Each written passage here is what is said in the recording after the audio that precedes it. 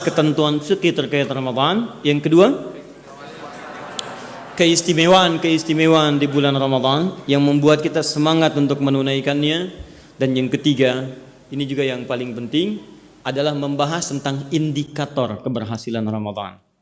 Karena nanti ada satu ayat, bukan ayat sebetulnya, satu kalimat di satu ayat yang dituliskan itu di mushaf, yang Masya Allah ternyata kalimat itu menjadi ukuran keberhasilan puasa seorang hamba. Nanti kalau waktunya cukup, mudah-mudahan 3 hal ini bisa dibahas. Kalau tidak, bisa ditemukan dalam kajian yang lainnya. Pertanyaan saya, maaf, apakah setiap kita yang puasa dalam setiap tahun sudah pasti diterima dan berhasil puasanya? Kalau Anda menduga tahun yang kemarin belum sempurna, tahun sebelumnya belum sempurna, dan sekarang diberikan Ramadan lagi tidak Anda manfaatkan, Anda butuh berapa Ramadan lagi untuk menyempurnakannya? Dan mohon maaf teman-teman, belum tentu bertemu Ramadan di tahun yang akan datang. Karena itu setiap Allah berikan kesempatannya, maka maksimalkan untuk meraihnya. Bismillah, kita mulai bahasan kita. Fokus ya. Bismillahirrahmanirrahim. Pembahasan yang pertama tentang ketentuan fikih Ramadan, syarat-syarat puasa. Syarat-syarat puasa. Nanti yang mau kopi juga boleh nanti ya. Nanti saya coba bisa kopikan sehingga Anda bisa baca kemudian. Dan ini masih asli dan jarang kitabnya didapatkan. Saya dapatkan ini di Libya, masih berbahasa Arab insyaallah ya. Betul, kita bahas ya. Baik. Bismillahirrahmanirrahim. Bisiyami fardan aw naflan. Puasa itu baik yang bentuknya wajib ataupun sunnah. Syartu wujubin faqat, catat baik-baik ya. Ada beberapa ketentuan yang melekat dalam pelaksanaannya. Pertama, ada syarat wajib. Hati-hati. Yang kedua, wa syurutus sihhah faqat. Ada syarat sah penunaian. Pertama syarat wajib, kedua syarat sah. Nanti kita bahas.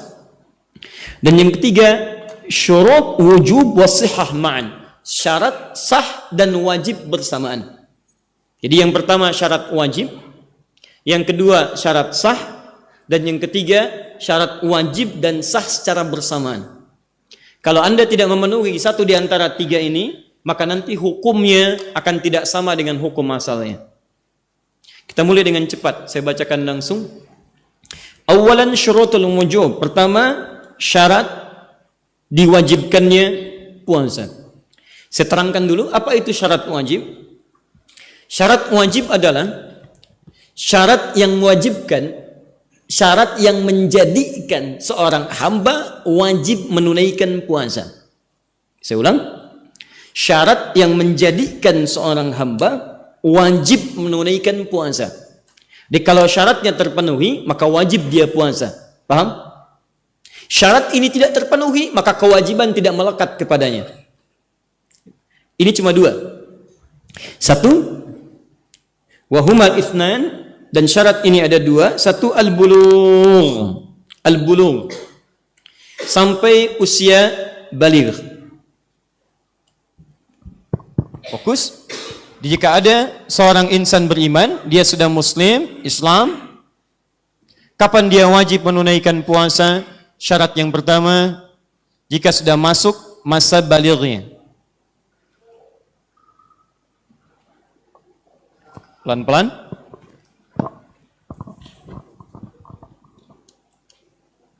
Jadi kalau seseorang sudah masuk masa baligh, nah ini sekarang tanda-tandanya bisa berbeda-beda ya, pada karakter atau hal-hal terkait dengan anak masing-masing.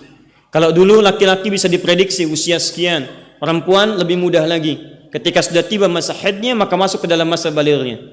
Laki-laki kalau sudah misalnya mengalami mimpi tertentu atau dalam fase usia tertentu yang nalarnya sudah mulai matang, maka masuk masa balighnya, berlaku kemudian ketentuan puasa baginya. Jelas di sini? Tayyib.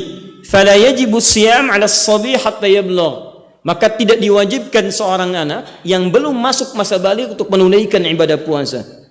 Karena itu mohon baik-baik bersikap secara bijak para orang tua. Awas, hati-hati. Kalau anak Anda belum baligh, Allah belum mewajibkan dia puasa. Karena Allah belum mewajibkan, Anda nggak usah paksa. Yang mungkin Anda lakukan adalah melatih dia bagaimana menyesuaikan berpuasa, sehingga saat tiba masa balighnya, dia sudah terbiasa menunaikan puasa yang dimaksudkan. Paham? Baik, kita ambil contoh misal. Mohon maaf, anak Anda belum baligh, usia 5 tahun, 6 tahun misalnya. Anda kita silahkan perkenalkan untuk menunaikan puasa. Tapi jangan dipaksa. Misal, ambil dulu misalnya, mohon maaf, sampai zuhur untuk di hari ini. Motivasi, begitu zuhur buka, Anda berikan apresiasi. Masya Allah kakak, hebat ya. Sudah bisa puasa sampai zuhur. Mama dulu cuma sampai jam 10 bisanya waktu seusia kakak. Alhamdulillah dia terangkat. Besok teruskannya sampai asar. Masuk dia kepada asar besok harinya, apresiasi lagi. Masya Allah kakak, luar biasa. Kemarin zuhur sekarang sudah asar ya, luar biasa. Masya Allah, besoknya lagi dia berusaha sampai maghrib. Maghribnya jam 6, begitu setengah 6 sudah nggak kuat dia. Mau buka ya, teruskan nak, teruskan. Cuman setengah jam lagi. Nah itu nggak boleh. Kenapa? Karena dia belum wajib untuk melakukannya. Nggak ada masalah, walaupun cuma setengah jam. Karena Allah pun tidak mewajibkan untuk dia. Yang Anda lakukan itu apresiasi, sanjung dia. Hebat kakak, alhamdulillah ya. Besok sempurnakan, tinggal setengah jam lagi. Tinggal usah Anda paksa. Ayo kak yang kuat, tinggal setengah jam lagi, tinggal setengah jam lagi. Allahu Akbar. Kemampuan dia itu belum sanggup sampai di sana. Paham ya? Di dalam konteks ini, dia mau puasa sampai zuhur, puasa sampai duha, puasa sampai asar, maka itu pembelajaran dalam masa-masa yang diberlakukan untuknya. Paham sampai sini? Baik, alhamdulillah. Di bagian pertama, untuk bayi-bayi ataupun usia-usia anak yang belum sampai kepada masa baligh, maka yang berlaku baginya adalah ta'limus siyam. Mengajarkan cara berpuasa atau esensi puasa. Bisa Anda ceritakan manfaat-manfaat puasa, bisa Anda motivasi kenapa orang-orang puasa, dan bisa Anda berikan dorongan kepadanya untuk mulai menunaikan puasa sekalipun dalam waktu-waktu yang tertentu batasnya.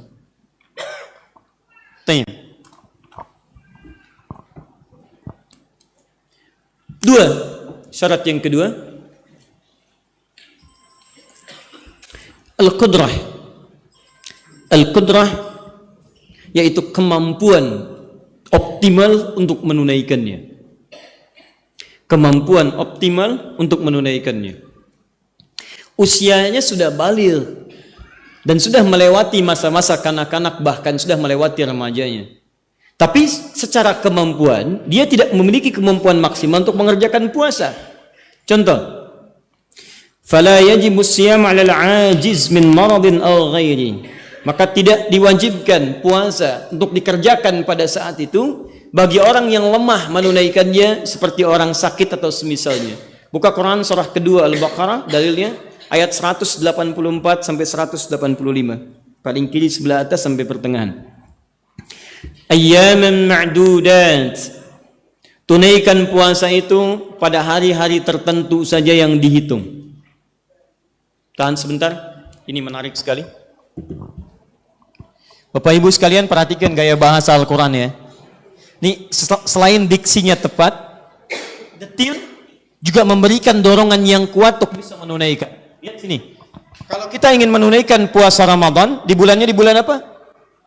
Ramadan. Baik. Selama berapa lama? Sebulan. Perhatikan, sebulan. Lihat sini. Ada orang yang sebelumnya belum pernah puasa selama sebulan. 10 hari berturut-turut belum pernah. 20 hari berturut-turut belum pernah. Bahkan 30 hari apalagi. Tiba-tiba, maaf, digambarkan pada orang ini besok puasa ya. Kapan? Ramadan. Berapa lama? Sebulan. Kira-kira yang melekat pada dirinya perasaannya bagaimana?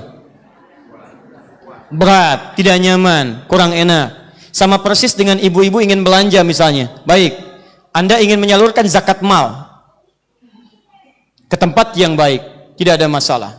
Kotak infak. Dan Anda ingin menyalurkan zakat mal. Baik. Ini mal, ini mall. Lihat sini, Anda hadirkan ke tempat belanja. Pasar misalnya. Fokus baik-baik. Perhatikan sini. Saya mulai dengan yang ini dulu, yang bawah. Kalau Anda ingin berbelanja, Ibu pilih yang mana? 14.999 atau 15.000? Padahal cuma beda poin 0,0,1 kan ya? Baik, maka orang cenderung akan memilih hitungan yang lebih ringan dibandingkan dengan angka barangkali yang bulat, yang padahal tidak jauh beda esensinya. Jelas? Walaupun dalam beberapa keadaan, kadang-kadang kita suka kurang bijak. 50.000 dimasukin kotak infak, rasanya terlampau besar. Tapi 50.000 dibawa ke mall, rasanya terlampau sedikit. Lihat cara pandang orang-orang dalam konteks ini. Makanya ketika Allah menawarkan nilai-nilai terkait dengan ibadah, yang disebutkan bukan poin penuhnya, yang disebutkan hitungan bilangan harinya. Silahkan cek, tunaikan puasa, berapa lama? Beberapa hari yang bisa dihitung. Masya Allah, ayyaman ma'dudat. Beberapa hari yang bisa dihitung. Hitung hari pertama, besok puasa lagi, puasa. Hitung lagi hari kedua, besok puasa lagi, puasa. Hitung lagi hari ketiga, sampai 30 hari. Bukankah 30 hari sampai dengan sebulan? Tapi bahasanya beberapa hari yang bisa dihitung. Jelas sampai sini? Baik. Ini bagian yang memudahkan. Tapi bahasan kita bukan itu. Bahasan kita adalah, saya bahas ini untuk menggambarkan keindahan bahasa Al-Quran. Juga yang kedua, menegaskan hukum bagi perempuan. Lihat ibu fokus. Kalau ada perempuan tiba dalam masa, misal, gak bisa menunaikan puasa selama sebulan penuh. Mohon maaf, karena nifasnya, atau karena baru misalnya sedang menyusuinya, atau sedang mengandungnya dalam kondisi tertentu, dia tidak bisa menunaikan puasa dalam sebulan. Maka dia harus mengganti di luar Ramadan selama berapa? Bukan selama sebulan, selama hitungan hari dalam sebulan itu. Itulah bahasa Quran kenapa menggunakan hari yang dihitung, bukan 1 bulan. Sebab ketika Ramadan jatuh tahun ini misalnya 29 hari, maka yang ia kerjakan cukup 29. Kalau Ramadan jatuh 30 hari, yang ia kerjakan 30-nya. Di kalimat ayyaman ma'dudat, selain menunjukkan keringanan mengerjakannya, juga detilnya Quran dalam menunjukkan hukum yang harus dipahami oleh setiap insan beriman. Paham? Sekarang teruskan ayatnya. Faman kana minkum maridha, terkait dengan ini. Maka siapa di antara kalian yang sakit? 1. Aw ala safar. Kedua, sedang safar. Fa'iddatum min ayyamin ukhar. Maka jika sakit dan safar ini tidak menghadirkan kekuatan dan kemampuan untuk menunaikan puasa, boleh pada saat itu Anda tidak puasa, tidak berlaku kewajibannya, Anda bisa ganti di waktu lain selain Ramadan. Syarat yang kedua tadi, wajib berpuasa jika mampu mengerjakan secara maksimal. Anda tidak mampu mengerjakan secara maksimal, maka kewajiban gugur pada saat itu, tapi diganti di lain waktu Ramadan. Paham? Apa contohnya Ustaz? Quran langsung menyampaikan ada 3 kondisi. 1, sakit. 2, safar. Ketiga, wa'alal ladzina yutiquna. Orang yang divonis secara medis, memang fisiknya tidak mungkin puasa. Lemah secara fisik. Kita bahas pelan-pelan. Saya perdalam sedikit, saya perankan uraiannya, saya pelankan. Masih ingat syarat pertama, wajib puasa apa? Baligh. Syarat kedua, mampu menunaikan secara optimal. Sekarang, siapa yang, mohon maaf, ditoleransi oleh Al-Quran untuk berlaku hukum, gugur kewajiban pada dirinya saat Ramadan, boleh tidak berpuasa, tapi dia mesti mengganti di hari lain misalnya. Siapa di antara kalangan-kalangan yang disebut belum punya kemampuan maksimal itu? Kata Quran ada 3 jenisnya. 1, faman kana minkum maridan. Pertama, orang sakit. Nah, apakah semua yang sakit kemudian boleh tidak puasa? Belum tentu. Fokus baik-baik. Anda misalnya tiba-tiba saat Ramadan tidak puasa. Aduh, saya nggak puasa. Kenapa? Sakit. Sakit apa? Keseleo kemarin saat taraweh. Masya Allah. Tapi tidak semua sakit menjadikan Anda mesti tidak puasa. Sakit apa yang membolehkan Anda gugur, kemudian tidak menunaikan puasa dan mesti mengganti di hari lain? Kata para ulama, 1, jenis penyakit yang bila Anda menunaikan puasa, diduga bisa memperparah penyakitnya. Saya ulang, jenis penyakit yang jika Anda menunaikan puasa, diduga dapat memperparah penyakitnya.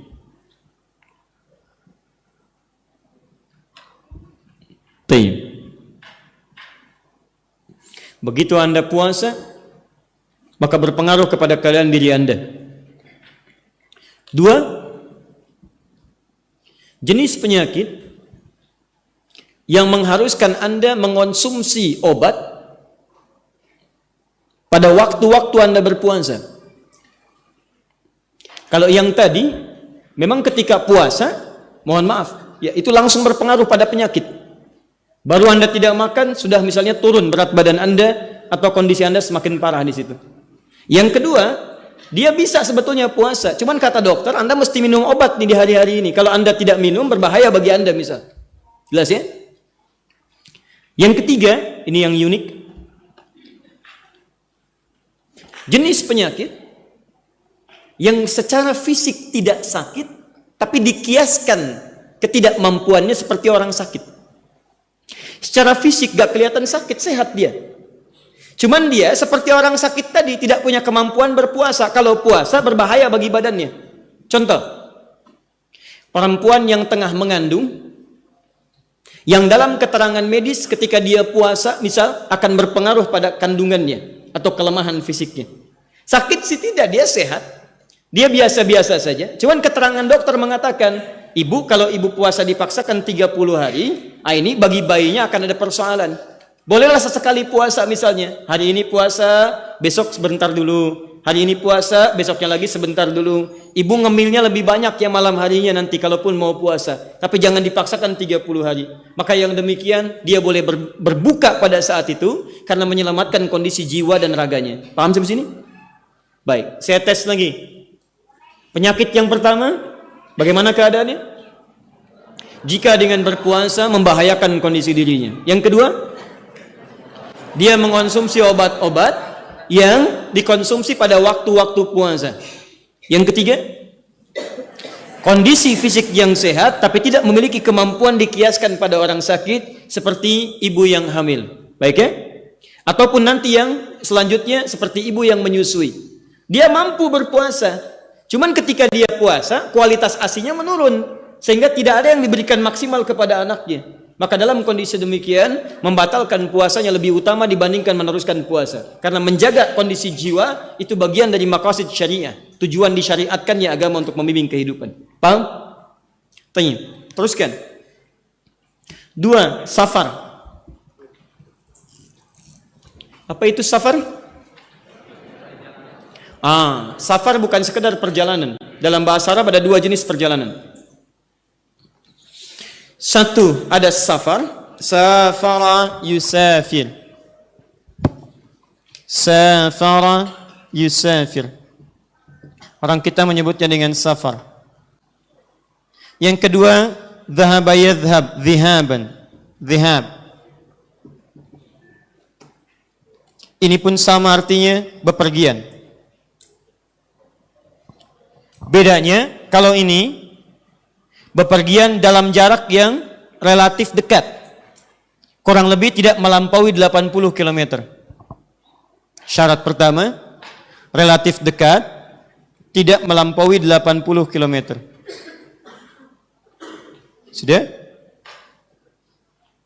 Yang kedua, fokus. Dhihab juga bisa diartikan perjalanan yang tidak menyulitkan. Tidak menyulitkan. Saya mau ngantar anak dari sini ke sekolah madrasah. Madrasahnya cuma 6 kilo. Di jalannya santai, tidak ada masalah. Ya, tidak ada kesulitan yang cukup berarti, maka disebut dengan dhihab, bukan safar. Jelas? Saya mau belanja misalnya ke mall di depan, kebutuhan-kebutuhan. Begitu belanja jaraknya cukup dekat, tidak terlampau menyulitkan, itu dhihab namanya, bukan safar. Ukhti saya mau safar dulu, kemana? Ke mall Kelapa Gading. Itu bukan safar namanya, dhihab. Paham ya? Baik. Yang ketiga, tidak merubah zona waktu. Tidak merubah zona waktu secara luas. Fokus. Dalam konteks hukum ini, maka dalam kondisi dhihab ini, teman-teman sekalian, jaraknya cukup dekat, tidak terlampau menyulitkan, juga tidak merubah zona waktu secara luas. Maka ini istilahnya bukan safar tapi disebut dengan dhihab. Paham sampai sini? Nanti lihat konsekuensinya ya, lihat konsekuensinya. Ya. 2, ada yang disebut dengan safar, lawan langsung dari dhihab. Baik secara jarak, fokus baik-baik. secara jarak, jika ini dekat kurang lebih 80 km, yang ini lebih daripada 80 km. Lebih dari 80 km. Fokus. Jadi kalau ada seseorang kemudian melakukan perjalanan, jaraknya lebih daripada 80 kilo, maka apa namanya? Safar. Dari sini ke Papua apa namanya? Dari sini ke Lebak Bulus apa namanya? Dari sini ke Bekasi apa namanya? Dari sini ke Surabaya apa namanya? Paham? Baik. 2. Jika ini cenderung menyulitkan, cenderung tidak menyulitkan, maka ini cenderung memberikan kesulitan yang lebih daripada yang ini. Ada yang tidak biasa, cukup sulit perjalanan. Bisa jaraknya, bisa keadaannya, bisa medannya, dan seterusnya. Pelan-pelan. 3, yang ini cenderung tidak merubah zona waktu. Tapi yang ini bisa merubah zona waktu secara fatal. Atau secara luas, merubah zona waktu. Nah, jika Anda berada dalam kondisi yang ini, bukan yang ini, fokus baik-baik, maka kondisi yang kita alami saat ini dalam keadaan tertentu bisa membolehkan kita membatalkan puasa dan diganti di hari lain. Bahkan Masya Allah, ada kondisi safar tertentu yang mutlak Anda mesti buka. Bahkan kata para ulama, hukum bukanya sama wajibnya dengan hukum puasa di hari-hari yang tenangnya. Jadi kalau Anda nggak buka, Anda dosa. Tuh bayangkan, ada kondisi saat bulan Ramadan, harusnya puasa, Anda mesti buka. Kalau nggak buka, Anda dosa.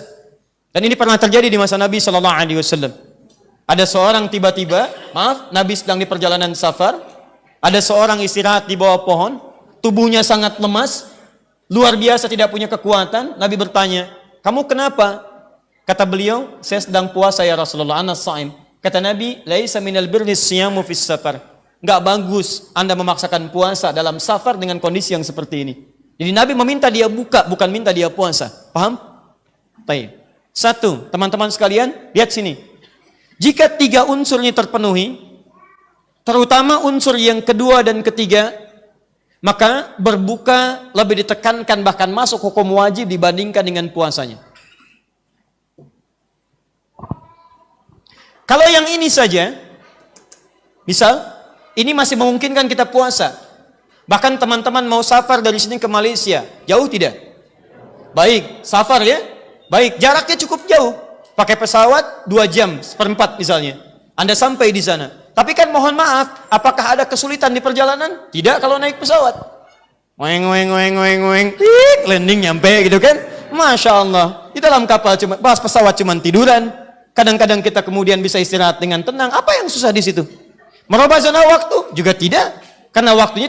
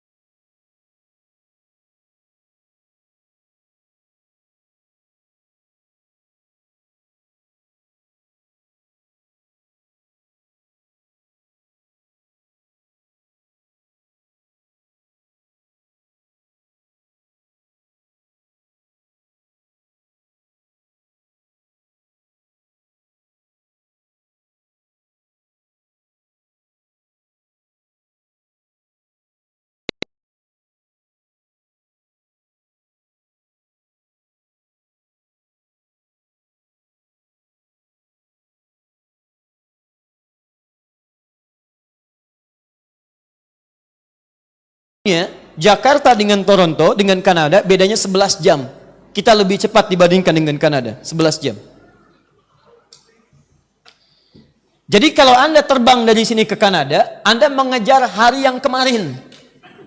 Anda terbang sekarang hari apa? Sekarang hari apa? Kamis misalnya kan? Nah, Kamis sekarang kita jam 2. Itu di Kanada sekarang sedang jam 1 malam. Jadi kalau Anda sekarang jam 2, begitu terbang ke Kanada, masih dapat hari ini teman-teman sekalian. Masih dapat hari ini, bedanya 11 jam. Sore Anda nyampe sana, jam 6 nyampe Kanada. Tapi ketika Anda terbang dari Kanada ke sini, Anda mengejar hari berikutnya. Anda bisa kehilangan sehari. Terbang Kamis, nyampainya hari apa? Belum tentu, nyampainya Sabtu, bukan Jumat. Nyampainya Sabtu. Terbang Kamis, nyampe Sabtu, Anda kehilangan hari Jumat. Paham sampai sini?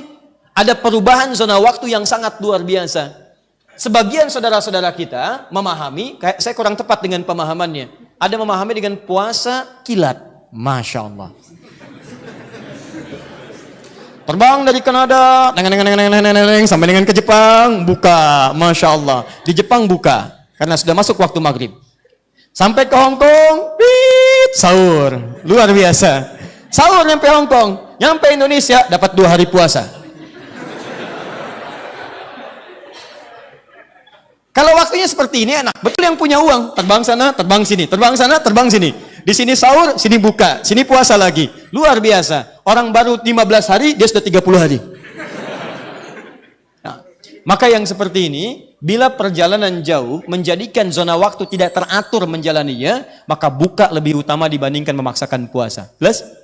Ya. Beda keadaan ketika kita ke Saudi mau umrah misalnya lain. Kita masih sempat menunaikan puasa. Bahkan buka di sana bisa. Ya, karena beda waktunya cuma 4 jam. Tidak melampaui zona-zona waktu dan merubah zona. Jelas sampai sini? Baik, contoh terakhir. Yang ini, yang menyulitkan. Ada safar, fokus. Dia tidak merubah zona waktu. Dia juga tidak terlampau menyulitkan.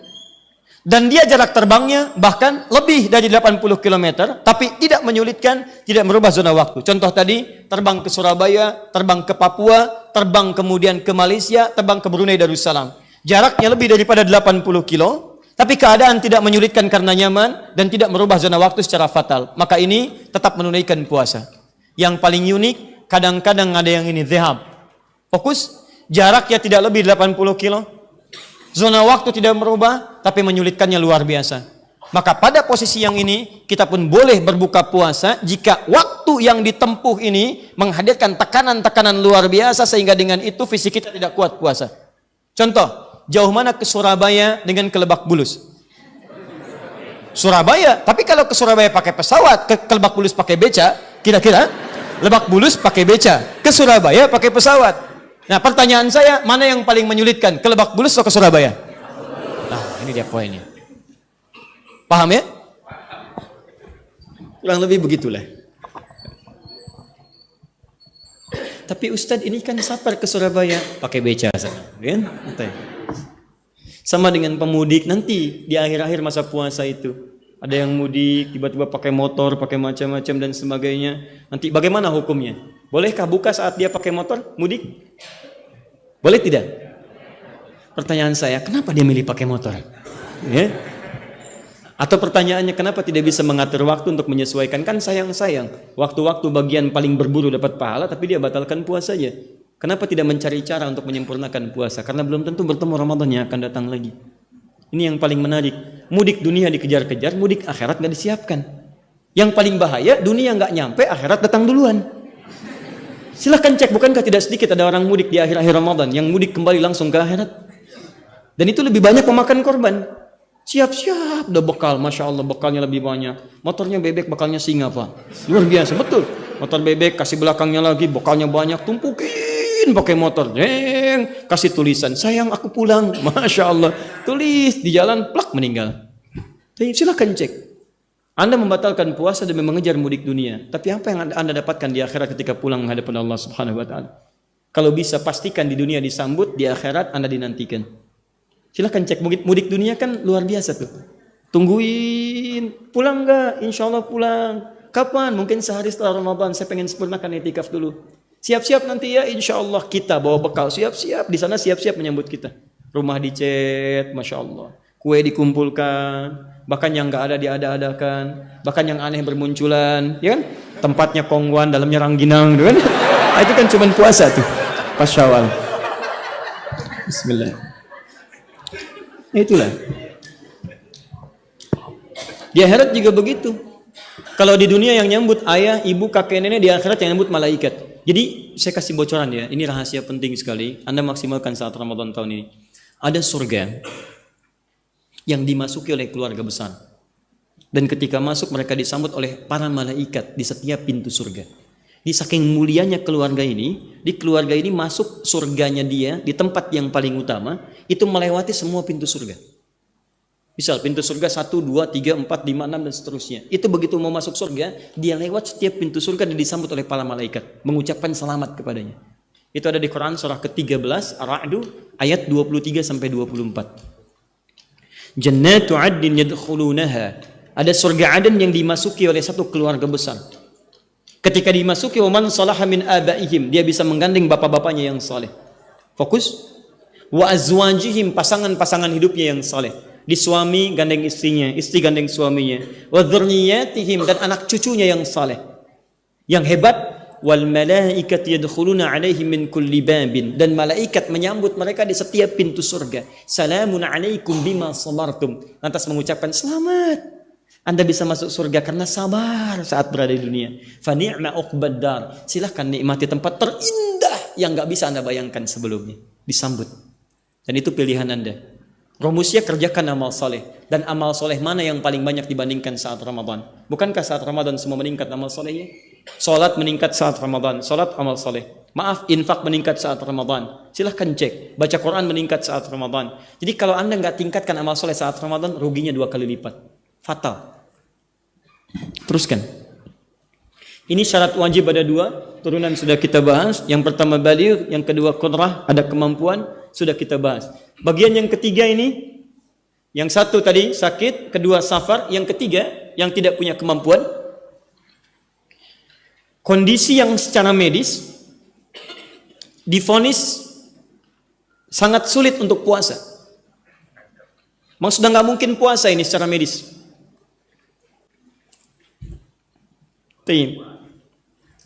Mohon maaf, orang koma misalnya kan, koma titik juga belum, kan?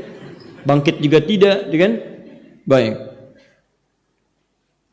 Maka yang seperti ini mustahil puasa, mustahil. Ada lagi, mohon maaf, aktivitas jalan, tapi lemahnya luar biasa, tak sanggup menahan lapar, tak sanggup menahan haus. Sudah sepuh misalnya, atau keadaan tertentu, masih muda tapi terkena misalnya kondisi tertentu, kata medis tidak mungkin puasa seumur hidupnya. Dalam pendekatan medis. Maka yang seperti itu tidak berlaku kewajiban puasa, bahkan di luar Ramadan, dan hukumnya khusus. Dia bisa mengganti dengan fidyah dalam kehidupannya. Paham ya? Nanti kita bahas turunan fidyah dengan hukum detil. Yang penting pengenalan dulu saat ini. Yang kedua, syarat sah puasa. Saya tajamkan sejenak ya, supaya mudah untuk diingat dan terstruktur bahasan kita. Syarat pertama syarat wajib, syarat yang menjadikan seorang muslim wajib puasa. Ada 2, 1 baligh, kedua qudrah, adanya kemampuan sempurna. Baik yang tidak mampu dibagi 3 bagian, pertama orang sakit, kedua safar, yang ketiga yang divonis secara medis tidak mungkin berpuasa. Yang kedua, syarat sah puasa. Yaitu syarat atau ketentuan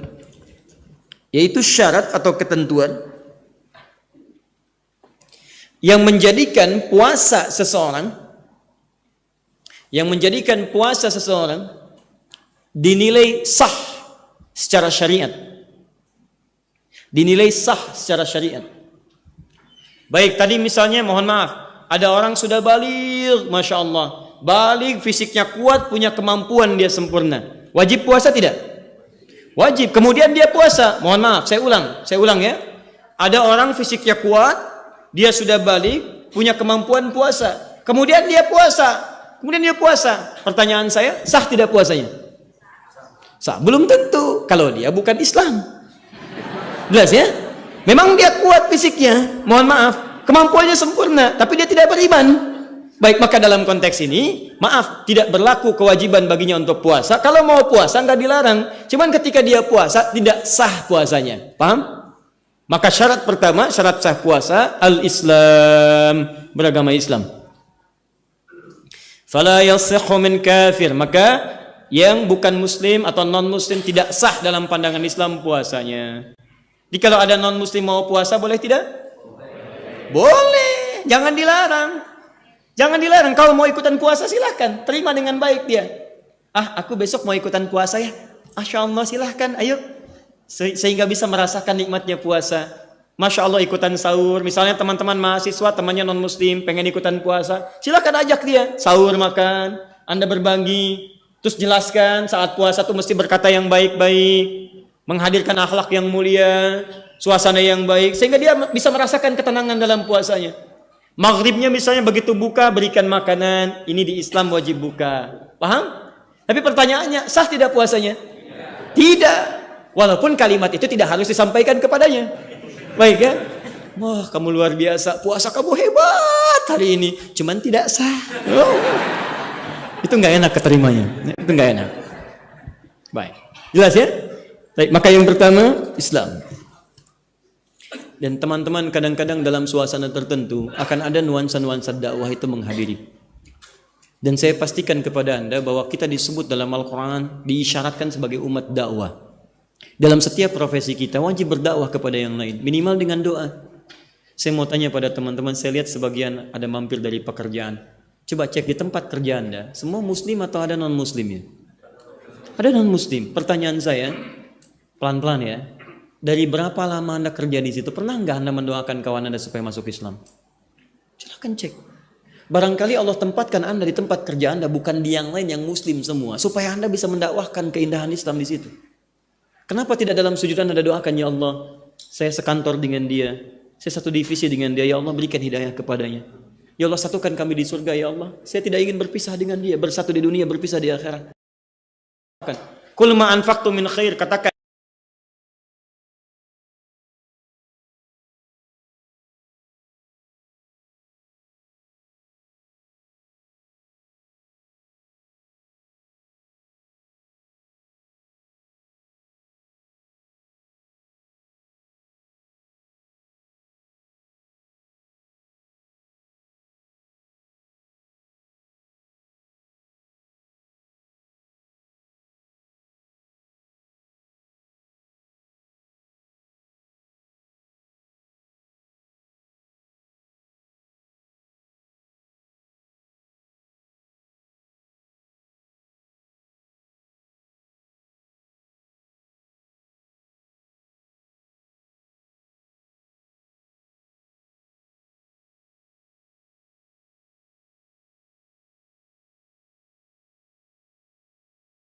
kenapa Anda kemudian tidak berakhlak mulia dengan berbagi dalam kebaikan?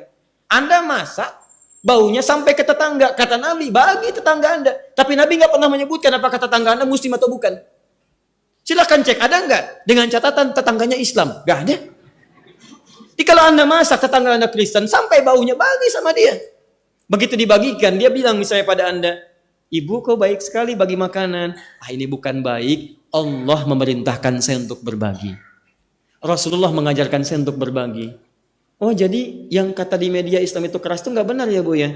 Ya kalau sudah merasakan seperti itu tentulah kita nggak akan akur selama hidup. Ini silahkan dinikmati, Masya Allah. Besoknya Anda ketemu dia lagi pagi-pagi. Bu, Allah belum perintahkan berbagi hari ini. Pokoknya hidup tuh indah lah. Kenapa?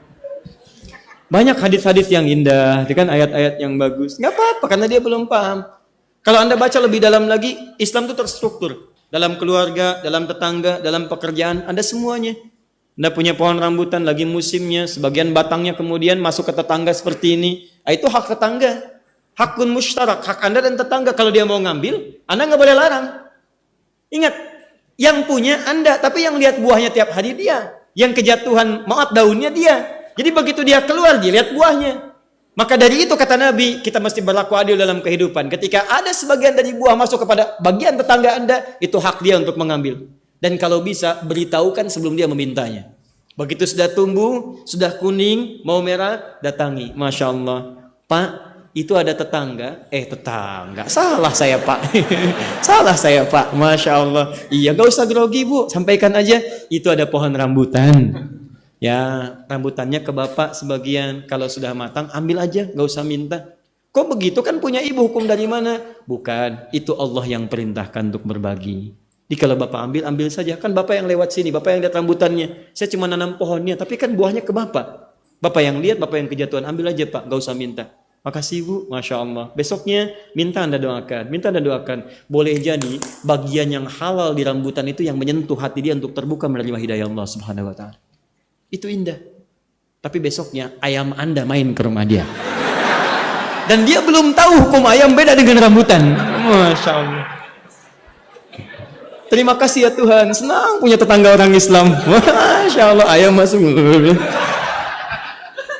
Dan Anda diundang lagi kan? Luar biasa. Teruskan.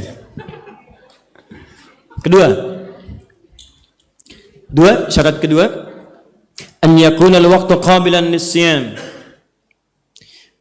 Dipandang sah puasa itu jika ditunaikan pada waktu yang ditentukan. Jika ditunaikan pada waktu yang ditentukan. Terkait dengan Ramadan, buka Quran surah kedua Al-Baqarah ayat 187. Paling kanan di pertengahan, maksudnya langsung ke pertengahan ayat.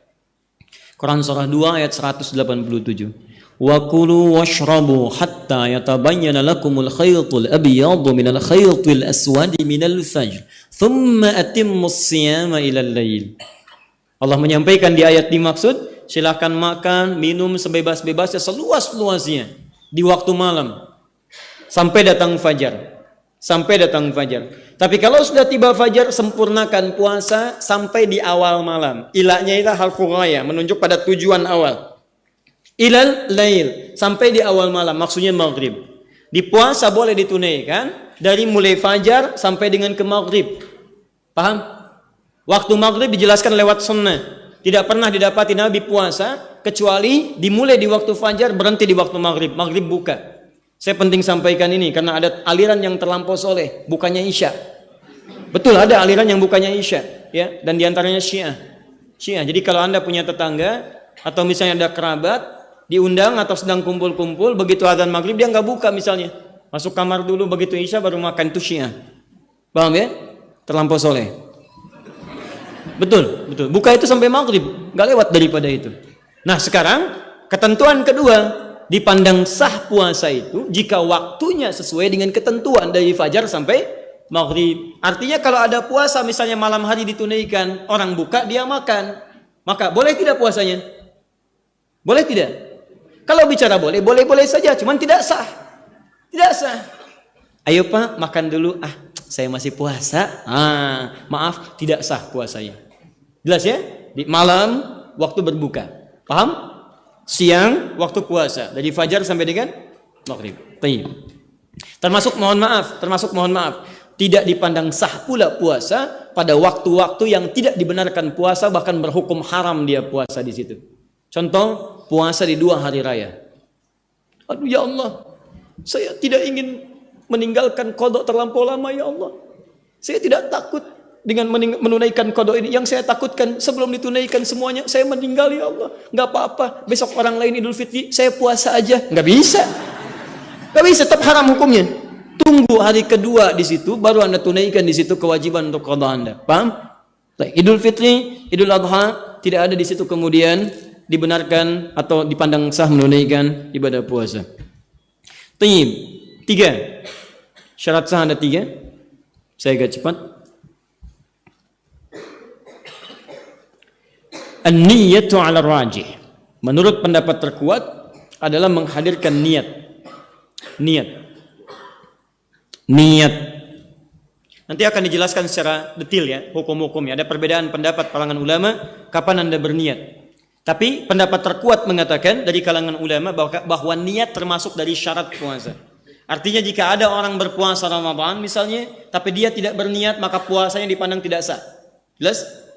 Ada nanti perbedaan sedikit pendapat ulama, tapi mayoritas mengatakan niat dipandang terkuat, dipandang rajih, dipandang sebagai bagian terkuat sebagai syarat sah puasa. Selain Islam, yang kedua ditunaikan pada waktu yang dibenarkan, dan yang ketiga adanya niat sebelum puasa ditunaikan. Paham? Baik. Dan saya dapat informasi ini dari dokter non muslim Bu, Pak. Ini saya suka luar biasa termenung ya. Bapak Ibu, saya mengajak kepada kita semua yang muslim, ayo biasakan kita research ya.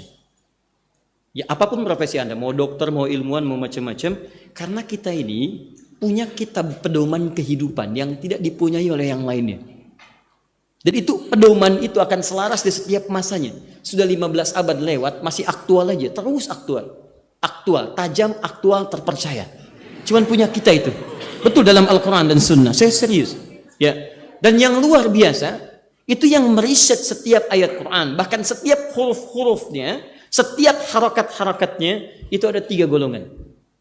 Yang pertama Yahudi, yang kedua misionaris, yang ketiga orientalis. Bahkan orientalis ini bergabung dengan misionaris, ada gabungan juga dengan Yahudi, membuat turunan-turunan sekolah bahkan menjadi kampus di kemudian hari untuk meresearch isi-isi Al-Quran dan hadis.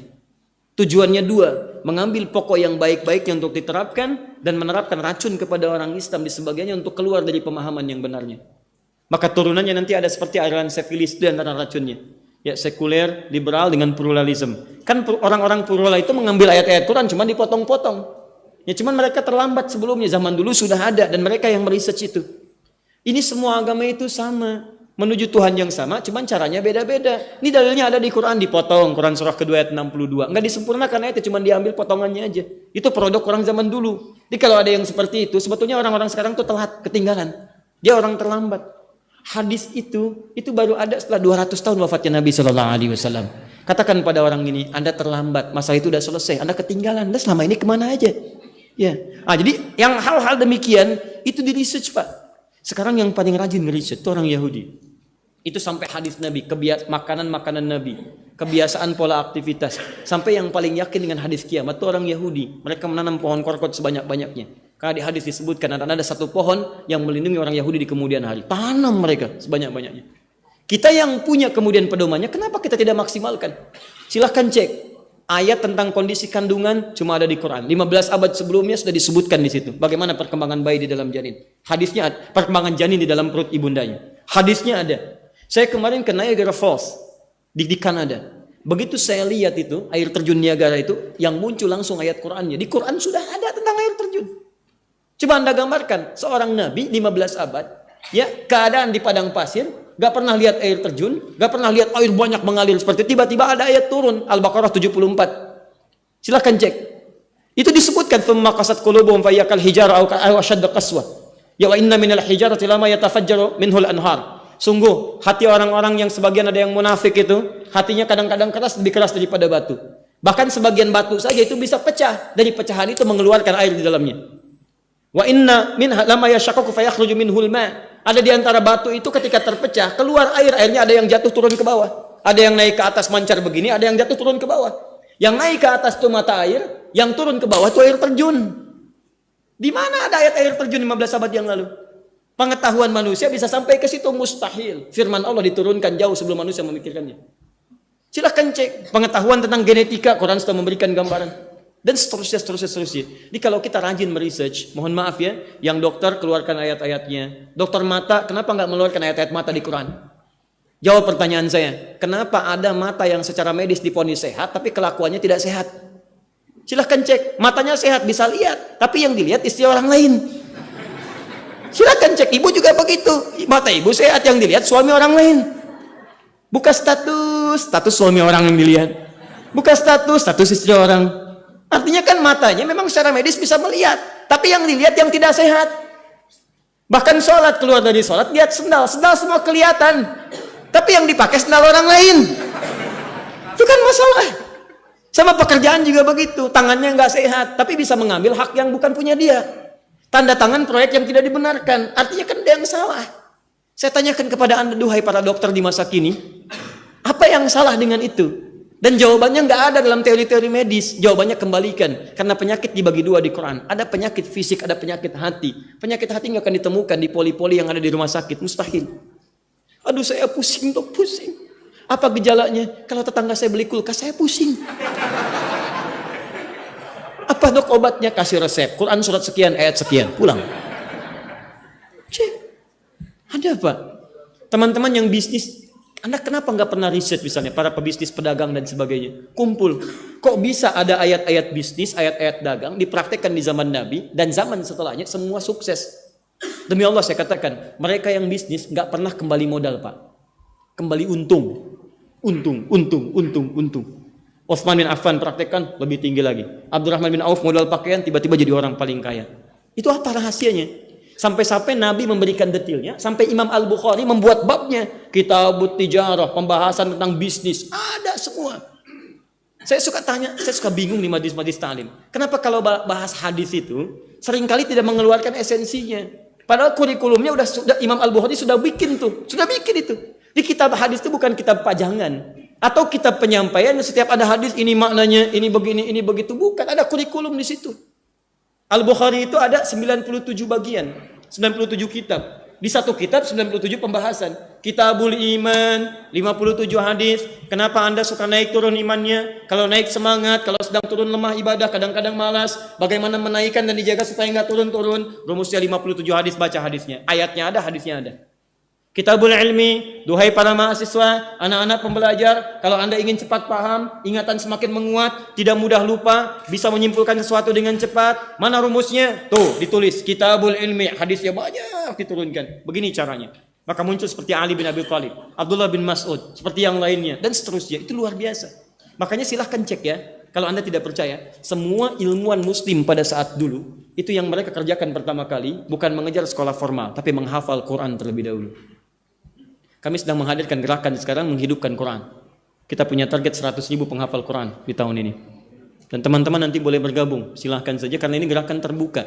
Setiap muslim dan mencintai sunnah Nabi SAW dipraktekkan sehat semua urusan kita. Insya Allah. Ya. Teruskan. Kembalikan ke sini ya. Jadi niat. Nah, ada research dari dokter non muslim. Dia meresearch ternyata niat itu kenapa sangat dikuatkan saat orang puasa? Karena ketika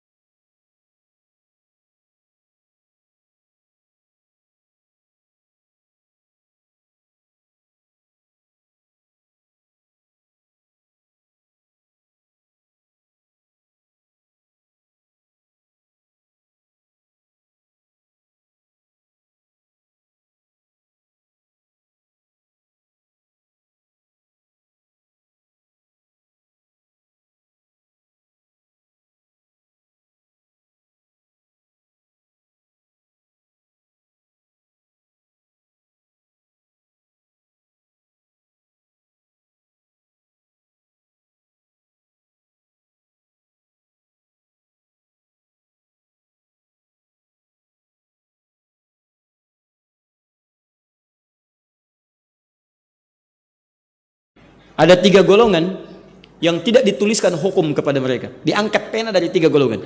Artinya hukum tidak dituliskan. 1, anil majnuni hatta yufiqa. Dari orang yang kurang waras, terganggu akalnya, sampai dia kemudian sadar kembali. Wa anin naimi hatta yastayqidha. Kedua, dari orang tidur sampai bangun kembali. Hukum pada saat tidurnya nggak tertuliskan. Begitu bangun, berlaku kembali. Tapi saya harus pertajam ini ya. Karena ada bangun yang sifatnya masa cukup singkat, ada bangun yang sifatnya masa cukup lama, itu berbeda hukum. Ya, bangun misalnya masa cukup singkat tapi melewati batas waktu kewajiban. Saya ambil contoh kasus sholat. Kasus sholat misalnya teman-teman sekalian. Misal, pernah mendapati ini atau bahkan mungkin pelakunya. Ya, subuh jam berapa? Baik, 4:39. Subuh 4:39, bangun jam 9 lewat 34. Subuhnya 4:39, bangun jam 9 lewat 34. Kan melewati batas subuh kan? Tapi saat subuh nggak bisa dibangunkan, misalnya nggak bisa bangun. Baru dia sadar bangun 9:34. Maka saat waktu subuh itu dia tidak tercatat bagi dia, nggak dicatatkan hukum. Kapan hukum berlaku? Saat bangunnya.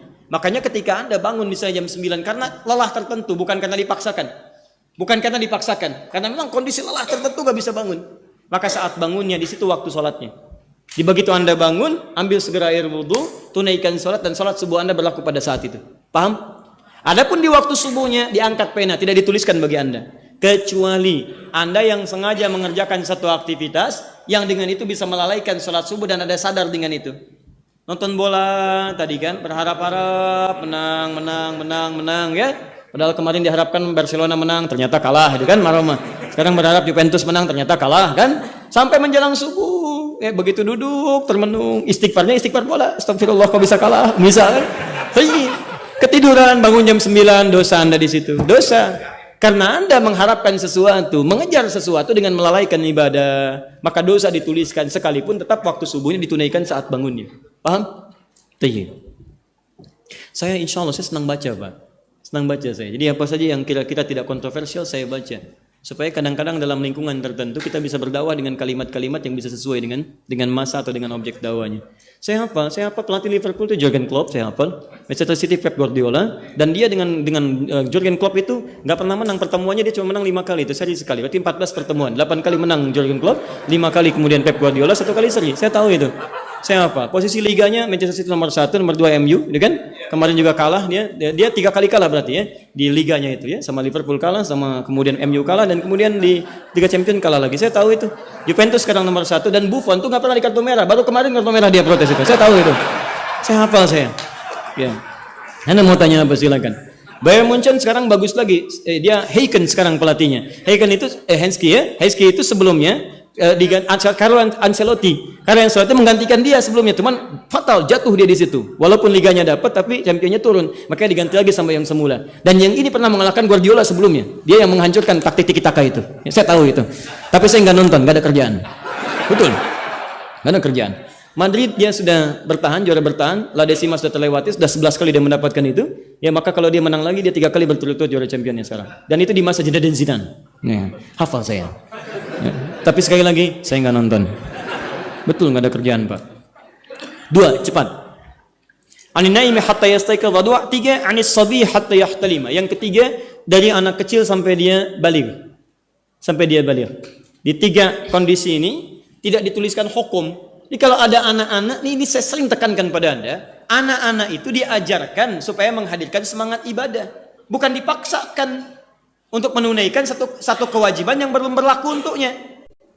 Maaf ya, sholat misalnya, anak 5 tahun belum wajib sholat, tapi dia bisa dicontohkan oleh orang tuanya. Di bapak ibu sholat misalnya kan, beli sejadah, kalau bisa jangan sejadah Anda saja, sejadah anaknya. Belikan sejadah untuk anak Anda, di bapaknya sholat, ibunya sholat. Dalam kondisi bapak nggak ke masjid, bapak jadi imam, ibu jadi imam. Ketika dua-duanya sholat, belikan sajadah untuk adiknya. Begitu adik dihamparkan sajadah, dia merasa ada keinginan untuk meniru. Gak ada masalah, walaupun misalnya sajadah dia sajadah tayo, kan? Sajadahnya misalnya sajadah Thomas, ada yang sajadah mobil, ada macam-macam. Gak ada masalah, memang itu dunianya. Dunianya, yang penting sajadah Anda itu yang polos. Ini anaknya tayo, bapaknya Batman misalnya kan. Nanti repot. Jalan aja gitu. Itu indah. Bapak ke masjid, anak ajak ke masjid. Tapi ingat baik-baik, sebelum dia ke masjid, ajarkan fikih masjid. Tenangkan, dan bisa. Saya coba itu dan sangat sangat luar biasa bermanfaat. Jadi sebelum waktu sholat kita ajak dia ke sana main-main. Zuhur jam 12, jam 10 ajak ke sana main-main. Tunjukkan. Lihat dulu dia begitu masuk ke masjid, tok, tiba-tiba kaki kiri, tarik lagi. Kakak, ini rumah Allah yang sayang pada kita, yang sering memberikan kita kebaikan, kesehatan, makanan. Kalau ke rumah Allah masuknya kaki kanan. Begitu masuk kaki kanan, jangan dulu doa, bismillah aja dulu. Kepanjangan doa untuk anak usia 4-5 tahun. Bismillah dulu, begitu masuk bismillah. Awal-awal. Kemudian dia lari, terangkan lagi. Ini saf, ini mimbar, ini begini. Nanti kakak kalau sudah besar jadi imam ya, tempatnya di situ. Khutbahnya di situ, jalan. Nah begitu dia sudah hafal teman-teman sekalian, masuk waktu sholat kita bawa dia, teratur dia. Di samping temani oleh kita, ngikuti, cuman belum wajib. Dan besoknya dia tiba-tiba menunggu. Ya, ke masjid lagi yuk. Ya, kok belum ke masjid? Ya, kok belum adzan? Ya, kapan kakak boleh adzan? Itu indah. Tidak ada kalimat paling indah ketika anak Anda yang belum wajib mengajak Anda ke masjid. Yang hebat, bapaknya nggak ke masjid, anaknya sudah di masjid. Itu tanda tanya bagi Anda. Betul. Teman-teman, ya kadang-kadang ada banyak kondisi yang membuat kita mesti lebih banyak berpikir kembali. Ya, cobalah satu kali tatap keluarga Anda. Kalau lagi tidur, lagi jalan, lihat istri Anda, anak Anda. Kemudian setelah itu tanyakan pada diri Anda, kita ke surga sama-sama enggak gitu? Ada enggak di surga? Dan kita yakin kita akan wafat. Kalau sudah punya keyakinan itu siapkan. Petanya tuh jalannya jangan cuma dunia. Kalau cuma dunia Anda tertinggal, non muslim aja dunia kok sama. Apa bedanya Anda? Untuk apa iman kita? Karena itu peta kita mesti sampai akhirat. Quran surah ke-59 ayat ke-18. Ya ayyuhalladzina amanu taqullaha wal tanzur nafsum ma qaddamat lighad. Anda mesti punya visi sampai ke akhirat kata Allah. Saya maksimal hidup kita. Ya semoga Allah muliakan kita insyaallah.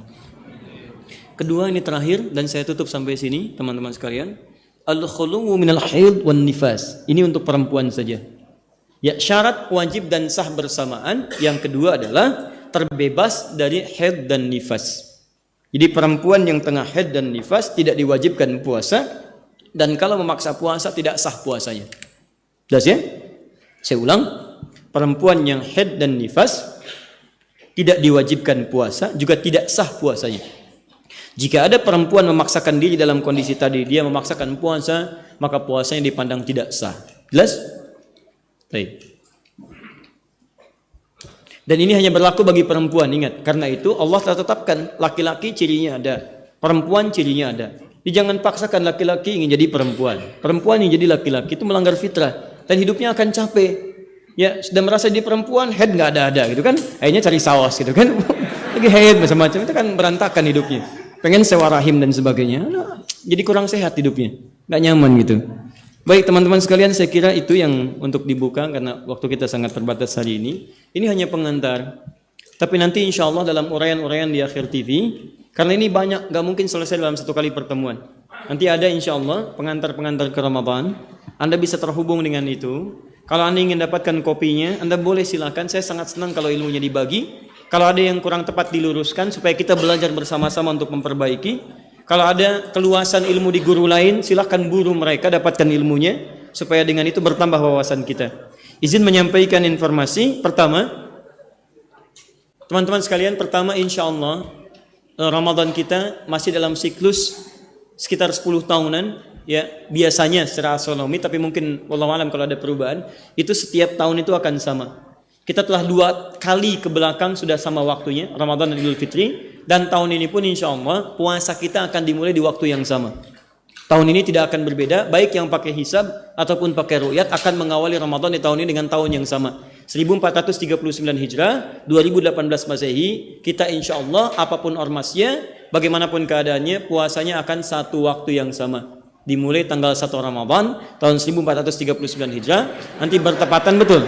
Bertepatan ya, dengan 17 Mei, 15 Mei-nya itu ijtima', tapi posisi matahari masih di bawah ufuk, sehingga hari besoknya digenapkan Sya'ban 30 hari, lusanya baru masuk kepada Ramadan. Itu insya Allah akan sama. Yang kedua, saya ingin mengajak kepada Anda semua, juga pemirsa dimanapun Anda berada, untuk memperbaiki diri. Saatnya kita mesti berubah. Zaman kita menuntut kita lebih memahami Al-Quran dengan baik, dan mengamalkan tuntunan sunnah dalam kehidupan dengan lebih mulia. Untuk itu saya mengajak, ada syiar Al-Quran yang sedang kita bangun. Kami sedang berkomunikasi mengajak kepada lapisan elemen kehidupan. Masa orang Kanada mau menghafal Quran, orang Amerika mau menghafal Quran, kenapa orang kita tidak menghafal Quran? Karena itu kita punya gerakan untuk menghafal Quran, menghadirkan 100.000 penghafal Quran di tahun ini. Insya Allah hari Jumat khususnya 20 April saya akan berada di Islamic Book Fair di JCC jam 16.30 kurang lebih sampai jam 18, tapi saya pada asar sudah di sana. Itu kita akan bahas cara yang paling singkat untuk menghafal Quran. Ya, nanti buku yang dibahas Muslim Zaman Now hafal Quran dalam 30 hari. Sebagian buku mungkin ada teman-teman yang bawa hari ini, tapi nanti maksimalnya tahan sebentar supaya saya mudah untuk menjelaskan.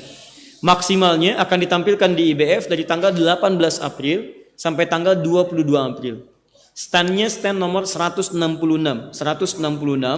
wilayah Madinah. Di situ nanti akan ada buku juga atau mungkin mushaf yang dibagikan. Itu ada sekitar 5.000 sampai 7.000 mushaf. Mushaf itu didesain untuk memudahkan hafalan Quran, namanya Mushaf At-Taisir. Bukunya nanti ada buku MZN. Di situ ada sekitar 15.000 buku. Jadi sebagian ada yang disebarkan sekarang, sebagian ada yang saat nanti IBF. Saya hadir di hari Jumat sorenya untuk memberikan pemahaman singkat dan cara cepat untuk menghafal. Nanti kita ada simulasi juga. Kalau teman-teman ada waktu silakan berkumpul pada saat itu dan kita akan belajar untuk bersama dengan baik merubah keadaan diri kita. Yang terakhir, ini yang paling penting. Insya Allah nanti di bulan Ramadan dan maksimalnya pasca Ramadan itu pelatihan Taisir Learning Center sudah dimulai. Ya, dan akan berjalan. Bagi teman-teman yang satu daerah, Anda bisa misalnya berkomunikasi dengan teman-temannya. Kalau berminat, Anda bisa terhubung dengan kami dan itu gerakan secara bersama-sama. Bukan gerakan-gerakan, mohon maaf ya, profit, bukan gerakan mencari keuntungan, tidak. Itu gerakan bersama-sama untuk memperbaiki keadaan diri kita.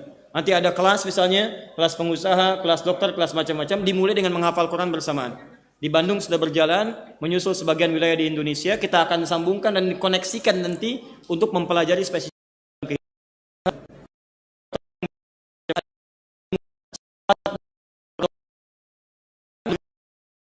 Menghafal, sekarang ada yang dari nol sudah hafal satu juz itu dengan halamannya, dengan nomornya, dengan posisinya, dengan macam-macamnya.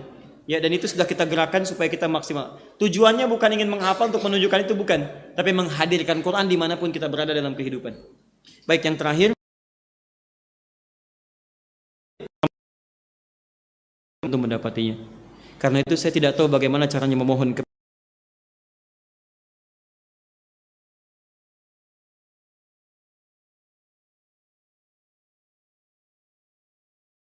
sia-siakan Ramadan tahun ini. Maksimalkan, dan saya tidak minta apapun kepada Anda. Saya hanya mohon, tolong mohonkan kepada Allah supaya Allah ampuni dosa-dosa saya. Baik, saya kira itu saja. Semoga Allah muliakan Anda semua dan orang tua Anda seluruhnya. Semoga kita dijaga oleh Allah Subhanahu wa taala dan insya Allah dikumpulkan di surga dalam kemuliaan yang lebih baik daripada hari ini. Saya mohon maaf harus saya cukupkan dulu karena hari ini saya harus menerima tamu. Ada hal yang sangat penting untuk perwakilan pesantren seluruh Indonesia yang ada hal-hal yang kira-kira dikoordinasikan untuk membuat kurikulum-kurikulum terbaik untuk ke depan bagi anak-anak pesantren. Saya kira terima kasih teman-teman. Bagi yang sore ingin bergabung di Bekasi silahkan. Bahasannya masih bahasan buku MZN Muslim Zaman Now hafal Quran dalam 30 hari. Subhanakallahumma bihamdika asyhadu an la ilaha illa anta astaghfiruka wa atubu ilaik. Wa akhiru da'wana alhamdulillahi rabbil alamin. Wal 'afu minkum. Assalamualaikum warahmatullahi wabarakatuh.